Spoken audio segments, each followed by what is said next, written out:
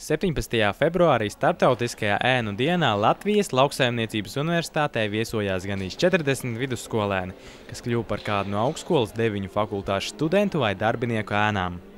Lielākā skolēna interese ēnu dienā bija par sociālo zinātņu fakultātu un veterināru medicīnas fakultātu, kurā katrā viesojās 6 ēnas. Kāpēc esi ieradusies veterināru medicīnas fakultātē un ko šodien esi interesanti šeit redzējusi? Es atbraucu ciemos pie savas draudzenes. Viņa jau kādu laiciņu tagad studē veterināriju, un es izdomāju, ka man tas arī varētu interesēt, un es gribēju apsēties, kā tas viss notiek. Kādās lekcijās esi bijusi un ko esi jaunu izzinājusi? Tikko mēs bijām lekcijā, kur mēs klausījāmies par tārpiem, un tagad anatomiku man. Kādas sajūtas, ka tev šodien staigā pakaļ ēna, un kā tev liekas, vai tas ir labs pasākums vidusskolēniem? Sajūta man ir tāda pati kā jebkurā citā dienā. Jā, un man liekas, ka tas ir ļoti labs pasākums, jo cilvēki pārliecinās, ka viņi vēlas studēt tieši šajā fakultātē un ka viņi neizdomās aiziet pirmajā kursā projām. Skolēni bija priecīgi par iespēju apmeklēt lekcijas, kopmītnes, bibliotēku un ēdnīcu, satikt sirsnīgos LLU cilvēkus un sajust studentisko garu, kas valda augstskolā. Personīgi es neizjūtu nekādas izmaiņas, kad man ir ēna. Tas ir pat interesanti, kad ir kāds cilvēks, kas to seko un tā.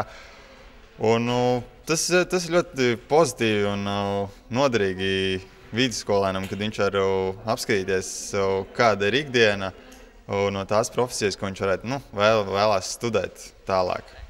Šodien es jūtos ļoti labi, par ēnu būtu ļoti interesanti, var izjust no iekšas visu studenta dzīvi.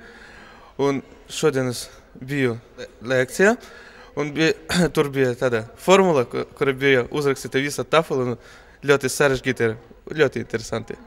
Vai tu domā kļūt par būvinženieri? Jā, man ir tāda doma kļūt par būvinženieru, bet es vēl domāju. Pēcpusdienā visas studentu ēnas un ēnotie studenti tikās Jelgavas pils Sudraba zālē, lai pārunātu dienas laikā redzēto un dalītos iespaidos par augstskolu. Kā vērtē šo ēnu dienu un kā tev liekas, ko tava ēna ieguva?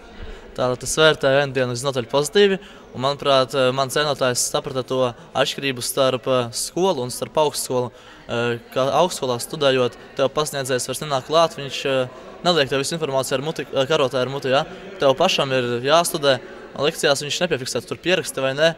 Manuprāt, viņš saprata, un daļai arī iepatikās viņam augstskolas režīms. Arī augstskolas darbiniekiem, LLU mācību prorektoram Arnim Mugurevičam, veterināru medicīnas fakultātes dekānam Gunāram Petersonam, lauku inženieru fakultātes docentei Lilitai Ozolai, muzeja vadītājai Gintai Linītei un citiem augstskolas darbiniekiem šodien sekoja viena vai vairākas ēnas. Mana ēna bija Monta no Dobels valsts ģimnāzijas. Un šodien es viņai devu iespēju redzēt gan manu darbu, gan arī manu kolēģu darbu, jo bija tā, kad viņi ieradās, mēs apskatījāmies pils vēsturi, apskatījāmies augstskolas vēsturi, aizgājām pie maniem kolēģiem sabiedrisko attiecību daļu. Taisn šodien bija arī grupa pieteikusies, un mēs arī novadījām vienu ekskursiju kopīgi. Un Montai bija iespēja salīdzināt, jo pagājušajā gadā viņa bija vienā augstskolā Rīgā, un šogad bija šeit Jelgavā, Latvijas Lauksaimniecības universitātē, un viņa teica, ka viņai tas priekšstats bija ļoti, ļoti pozitīvs.